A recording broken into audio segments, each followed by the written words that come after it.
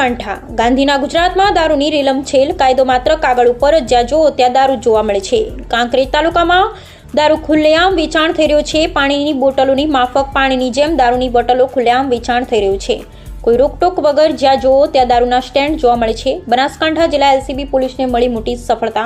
કાંકરેજ તાલુકા Sihori police station વિસ્તારમાં ખીમાણાથી જસાલી road પર patrolling દરમિયાન એલસીબી પોલીસે મોટી માત્રામાં વિદેશી દારૂ ઝડપી અને સિહોરી પોલીસ સ્ટેશનમાં લાવવામાં આવ્યો। ખીમાણા જસાલી રોડ પર બાતમીના આધારે Creta car number GJ05 JR4182 રાજસ્થાનથી વિદેશી દારૂ ભરી આવતી ઝડપાઈ। રાજસ્થાનમાંથી ભરીને આવતી Creta car number GJ05 JR4182 beer તેમજ વિદેશી દારૂની 857 બોટલો કુલ કિંમત 3,09,349 નો મુદ્દામાલ, એક મોબાઈલ 5,000 તેમજ એક ક્રેટા ગાડી તેની કિંમત 6,25,000 નો કુલ મુદ્દામાલ 10,23,349 નો જપ્ત કરેલ। ક્રેટા ગાડીમાં વિદેશી દારૂ રાજસ્થાનથી ગુજરાત આવી રહ્યો હતો।